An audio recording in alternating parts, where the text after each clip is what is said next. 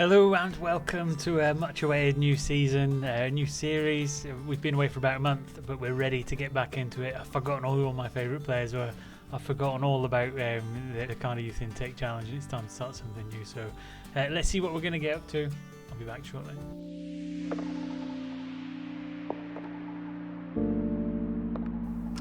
Okay, so here we go off the back of a long and arduous youth intake challenge where we were quite successful. It's time to move on to something else, and what we've chose is a Build a Nation challenge where we take one of the lesser European clubs outside of the top 3 or 4 nations according to the coefficient, and we try and return them up to the top of the tree.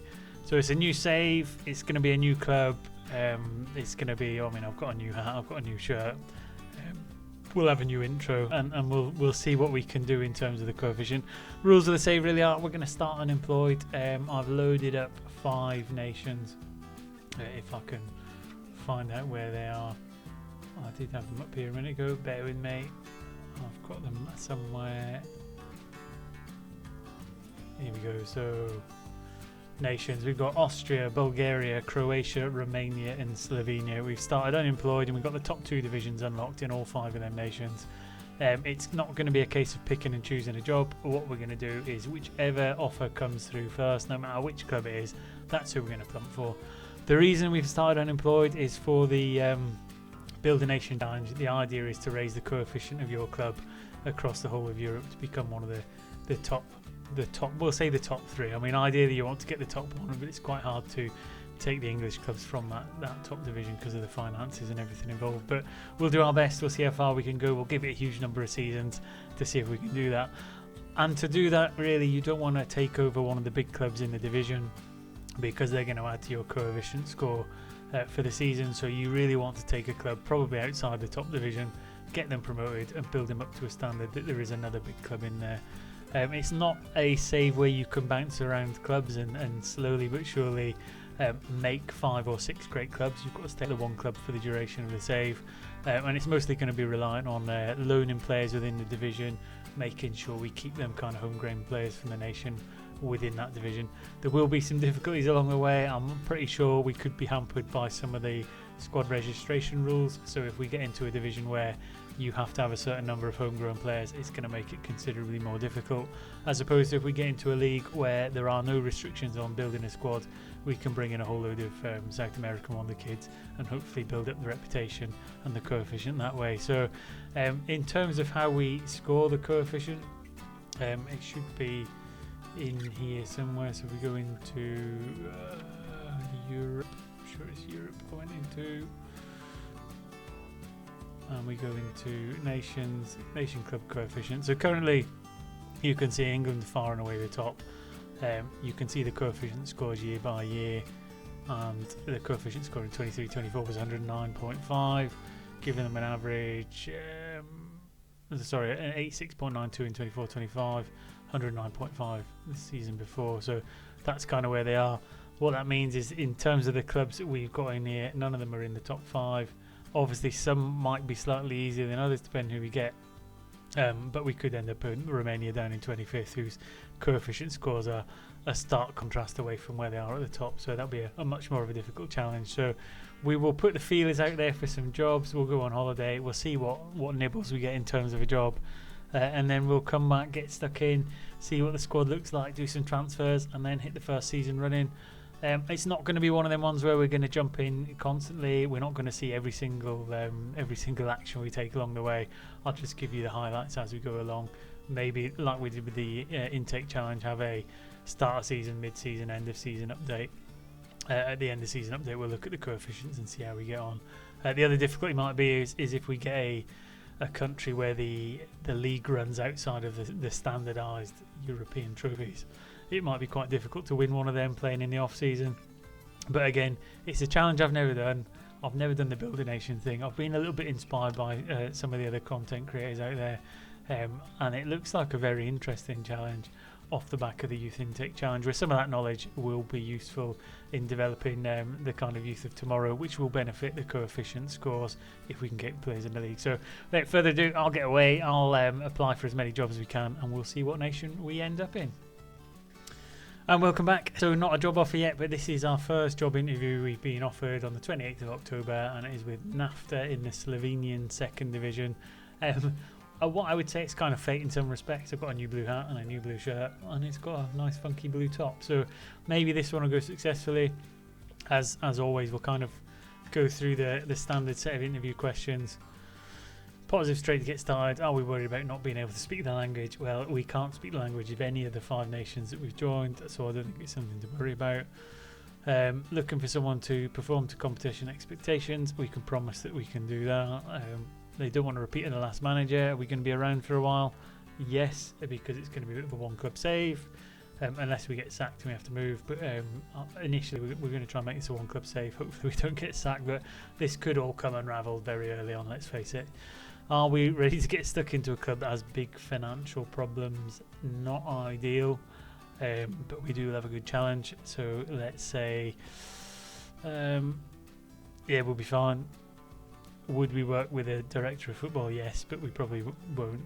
We'll do our own. So strive to make progress on and off the pitch, work within the wage budget, and grow the reputation, which is the aim of the save. So it's always a nice one to have. Maximum 1 year. I mean, that's all pretty standard stuff. So avoid relegation and then win promotion in the seed. So actually, I think they fancy themselves as a club that just needs a little bit of saving initially, and then we can build on from after that. So happy. Would we exceed? No, I think we'll just say we can agree with the budget, and there is nothing else that we want to do. So that's how we're answering the questions. I will answer broadly similar for everyone we do, so we don't need to review any of the other interviews as we go along. And I'll go back on holiday, and we'll see if either a job interview comes on, either at this club or at whoever comes next. So stick around, and I will be back very, very shortly. And welcome back. So we've got a club, HNK Vukovar, 1991 in the Croatian second division. It was the third of the job interviews we went to. Obviously, we didn't get any response back from the first one, so largely unsuccessful. Middle one, again, answered the same questions for all 3 of them, but ultimately we've got a job with Vukovar, 1991 in the Croatian second division. So 2-star reputation. Media predictions finished second, so I think we might have hit a bit of a winner in terms of the club there. It has got a little bit of history. It's won the second league, third league, and second league north, so some trophies in the lower leagues. A 6,000 capacity stadium, so not massive, but it might well be pretty big for the area and region that we're playing in. So yeah, I mean, really, it's quite an exciting little prospect here. That's what our current kind of best squad looks like. Quite a lot of them have real faces, which is always good to see.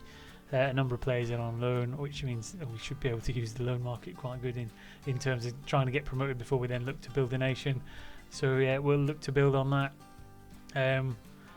What do we have to do? Avoid relegation, work towards automatic promotion the year after. So we've got a couple of years grace before we really need to push into the top end. They want us to finish above Kabalia and be competitive against Osijek if we have to play them, and avoid relegation. We're not going to do any of them. We'll schedule a meeting, backroom staff every fortnight. Fortnight seems reasonable to me. And there we go. So I will get through this. I'll assess this squad. I'll come back, kind of identify what the transfer window is going to look like, if we can do anything, if the window is even open. So give me a chance to go away and assess the squad, maybe pick a formation. I'll come back and show you who all the best looking players are. And we'll see what we can do. I mean, we could do it live. Let's. I don't want to go through the squad induction. Fairly big squad actually. It's going to take me a little while to get through some of these. Second division league. Is there any rules in regards to match registration? So no more than 3 non-EU players, which is going to hamper us a little bit if that's the same in the top division, which I suspect it probably is. Well, 6 non-EU players, so it's not terrible. At least 6 players trained by a club in Croatia, so maybe getting some under 18 players in as early as we can, or 16 to get them fully nationalised for the league could be beneficial. But yeah, a little bit to ponder and get through. First things first is to find a kind of formation to play with. We're currently 11th in the league after 14 games. Cut adrift a little bit. We've got to get above Kabalia, which is one of the main rivals, so winning a few games in the short term is the important thing. far too cut adrift, I think, from the top end to do any kind of real promotion push this year. So a consolidationary. Let's assess the squad, let's move some players on, let's fix any kind of financial problems, get a couple little players in there and see how we do. So stick around, I'll be back again shortly. Welcome back. So we have picked formation. Largely went through the tactics. We created two initially. Firstly, we went gegenpressing both of them, but initially I went for a deep line playmaker, two central midfielders, two wingers and a striker. But when I started fleshing out that squad by picking the players who were kind of rated best, which is I think what the best way to go is on the initial the burst into the scene, is to take the players who are assessed as being the best current ability to try and get some points on the board.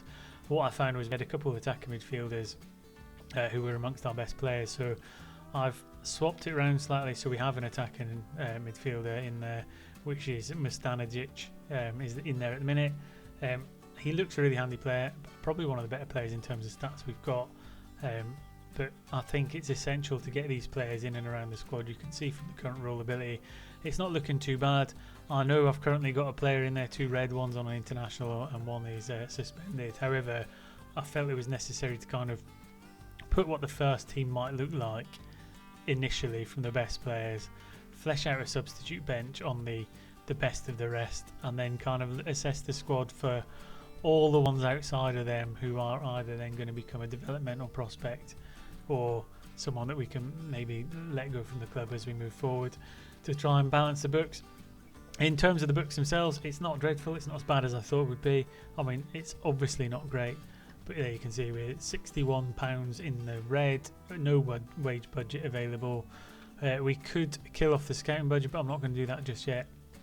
And we are going to get some stuff in and see if we can start getting that kind of that scouting network going to maybe get some players as we move up.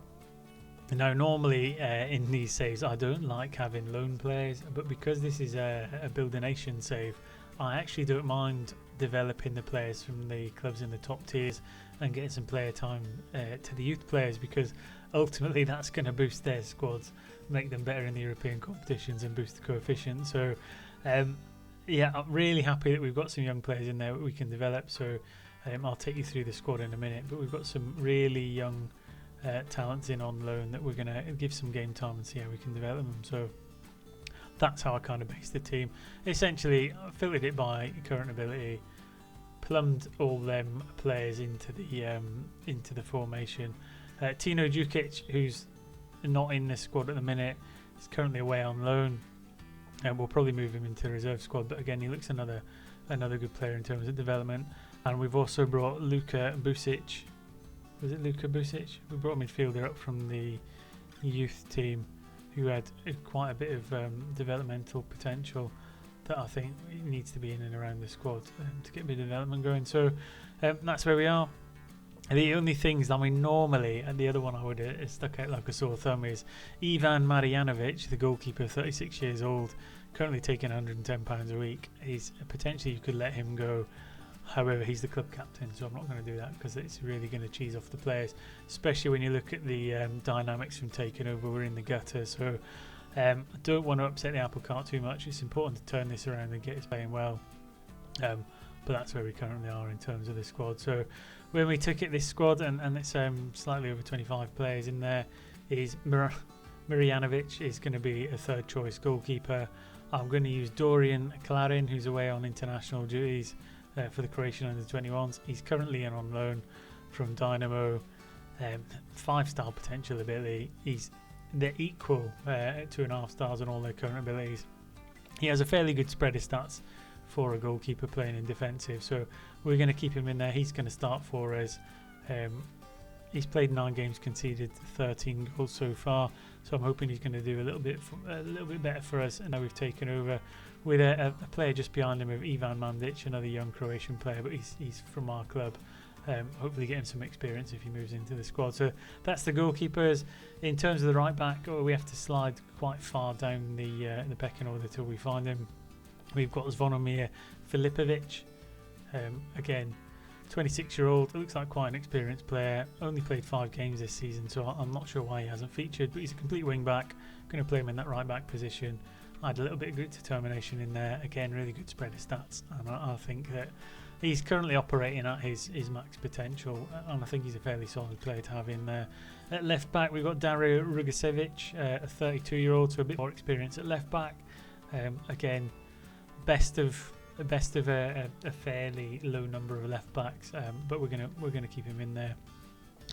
In terms of the two centre backs, Mario Tadic, 30-year-old, again, bit of experience across what is quite a steely back four in terms of experience, and I'm hoping that's what is going to dig us out and get some points. Certainly in the first few games, he'll be in there playing alongside one of our loanees, Antti Cavale from Hajduk. Again, he's up to 5-star potential ability. Looks like quite a handy player. He's operating at 3 stars, which is fairly good for the first team. He's played 10 games, not got the best average rating so far, but we're hoping that with a bit of change in management and staff, we might be able to move him on a little bit. So that's kind of the back four, and there's a couple of substitutes in there. Patrick Parisa, again, 27-year-old right back. He may or may not get some game time, but we'll utilise him as part of that kind of squad. And then we've got Tomislav Baltic, who can play centre half or defensive midfielder. He's one of them really useful squad players, kind of filling in that centralised positions. And there's also another one in here, Matteo Andacic. Again, another centre half, can play in midfield. So again, depending on how well the youngster does, he might then fill in at centre back if we need to add a bit more experience in there. So in terms of the back four, I think that's fairly strong. Moving into that kind of defensive midfield position, we've got Jordi Werman, again a Dutch player, really good spread of stats. I mean, he's probably one of the best overall general spreads of stats, although not remarkable in any position in particular. Again, he's going to fill in that kind of defensive midfield role as one of the two back there. And then alongside him, we've got Ivan Radosovic. Again, fairly average spread of stats, maybe not quite as good, but he's got a huge amount of potential growth left in him. So if we get him the game time, he might well develop to be a much better player than he currently is, only being 22. He's got some room to grow. So again, fairly solid across the middle. Moving slightly forward into the advanced midfielder role, this is where we started noting that Zinedine Mstanagic, again, really good spread of stats, quite a bit of flair on him, going to be one of them really creative players. I think we have him in there. Good first touch, good at dribbling, he's got some long shots on him, good passing and technique, likes to lob the key. He's just one of them little flair players that I think if we have him in the pocket playing behind that front man, we might get some goals out of him as well. Played 8 games, no goals so far, no assists in terms of the league, so we really need to kind of unleash his potential and get the young Bosnian, the old Bosnian out there and getting some goals. The understudy to him, because we had another one who was quite close to being one of them stars, was Bakovic. Again, can play up top, but he can also play in the pocket, and I think we've got another one as well, if I can find him. Gonzalez, that's it, Robin Gonzalez, one of the foreigners, a Colombian player, again in that little pocket just behind. Quite a good spread of stats again, Colombian, good agility on him, not quite the paciest player in the world, but again, having 2 attacking midfielders in there, it'd be a shame not to use them in their best positions. Then moving on to the wings, it felt like, I mean, in terms of current ability, I think when you look at it quite high up here, you've got Ibrahima Berete on the left-hand side, the Guinean 20-year-old. Not the best spread overall of stats, but he's probably got it where it counts, so he'll be a good starter on the left-hand side. And then, not far behind him on the right side, Vanja Pelko. Again, young Croatian, 21 years old, fairly good physical stats. Again, pretty average on the technical side, but I think them 2 players between them fill out them wide positions quite nicely. And then leaving us up top with the one striker, Torles Noll, German striker, good pressing forward, kind of rounds off that kind of high press that we want to play, and he'll hopefully get some goals. 11 games so far, 5 goals. Again, I think he's got more in him. We've got to get in there, play some games, and wring the best out of him very, very quickly if we're going to get some points on the board. But that's where we sit. And so in terms of the tactics and the players, I don't think it looks too bad. I think our starting lineup looks all right. I think if we look at the predictions, have we got predictions in here? Season preview. I mean, we're predicted to come 3rd with the players we've got. So I'd like to think we'll very quickly pick up some points and start pulling up the league. it doesn't always pan out that way on Football Manager, but I think that when you break down this squad, it's actually quite a good one. And then when you look past that into the players we've got in reserves, I think what you find is the players haven't made the team. Even Kirkovic, we've got in on loan, high potential player, need to get him some game time. He's in from Osijek. Then outside of that, we've got Bungic, who's not really making the bench, and Trujillo, another Colombian, up to 4.5 star potential ability, only 20 years old. They're going to be players for probably next season more than this season, but we've got to start trying to introduce some of these. We've got Vincent Zaruba, a centre half from Germany. He's got some potential on him as well, 189 centimetres tall. So again, there's some young players in there that we can actually bring forward and introduce into the team. And then these players down here who aren't really much in terms of current ability and haven't got too much in terms of potential development, they're the ones that we really need to utilise, move on, and kind of reclaim some of that wage gap. So Barisic is already joining someone else, so he's got a transfer agreed. Alexic he was already listed when we got into the club, which we'll need to move on. Baltic and Biljan, again, two players who are on the bench filling squad positions, mostly because they can play more than one position. We might well move them on. Marjanovic, the goalkeeper at 36, I think it's probably worth moving him on. I mean, his training rating's low, he's not had a good season. And then Filipovic, Busic and Uskrbka.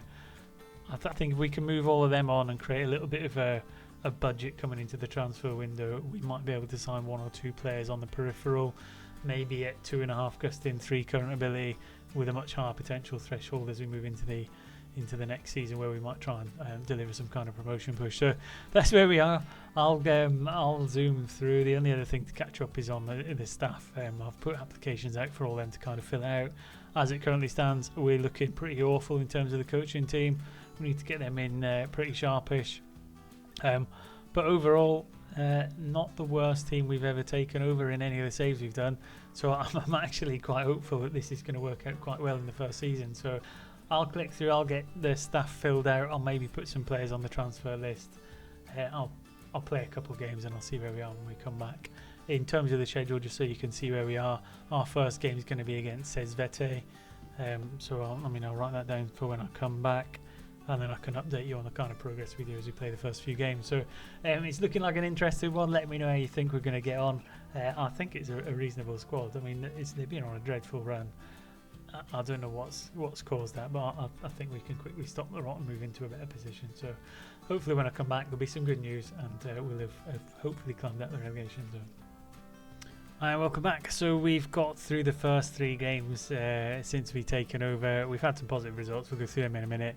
We've also made some movements in the transfer market. So we've let Luka Busic and Stefan Uskrbka go. So 21-year-old, 22-year-old. Again, I just don't think they really had the potential threshold for us moving on. We are starting to rattle up a bit of a short list through the scouting networks. We've had a few players come through.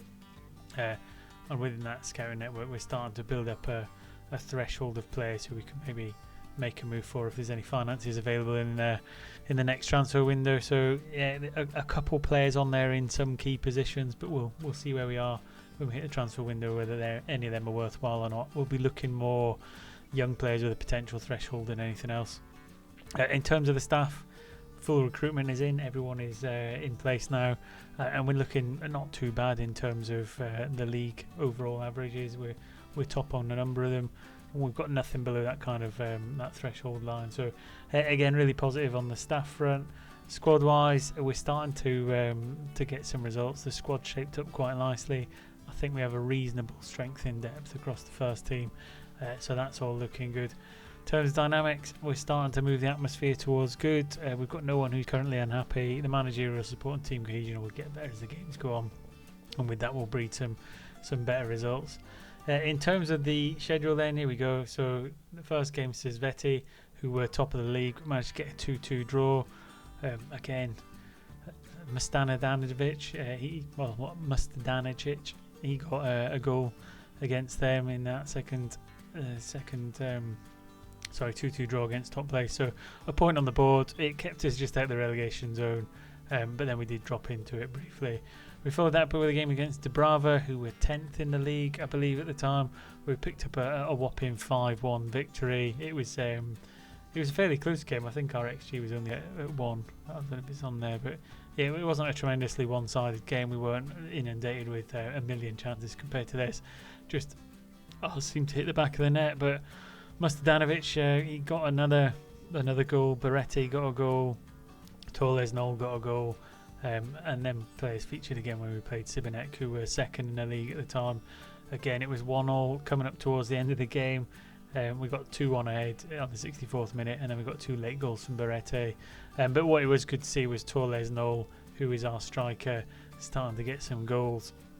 Up to 8 now for the season in 14 games, so you can see he's quite a prospect, the 26-year-old German. So what that does for us in terms of the league table is it's pulled us up to 9th on 19 points.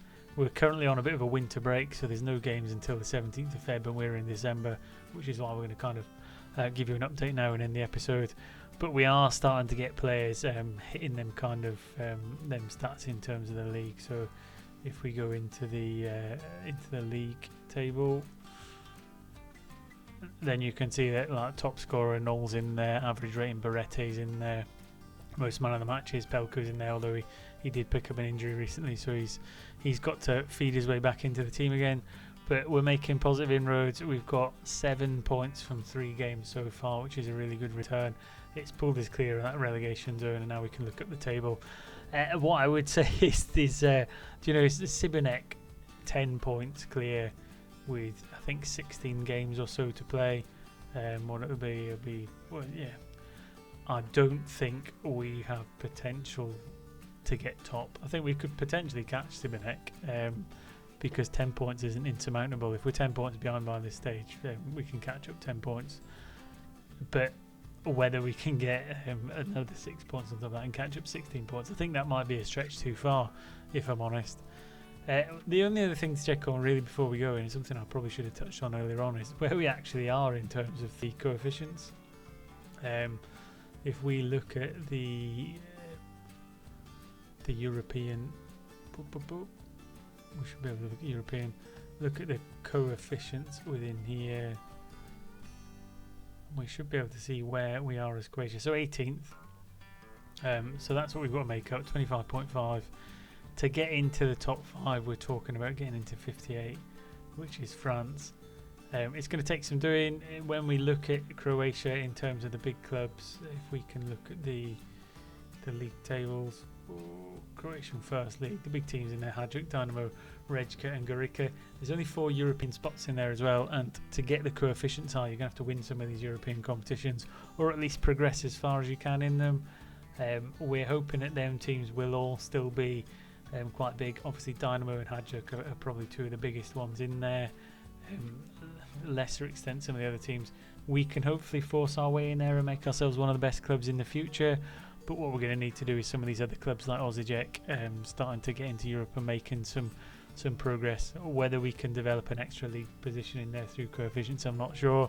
But it's certainly going to be a challenge to build up that kind of coefficient score. So that's where we are. That's the progress we've made. There's a long way to go in this save. It's only the first episode, and this isn't a one season save to get to the top of the coefficient. It's going to take a long time. So hopefully if you enjoyed the episode, let me know in the comment section if you think we're going to do all right, if you think the squad's all right, and where you think we might need to strengthen the squad, especially if you've done this type of save before.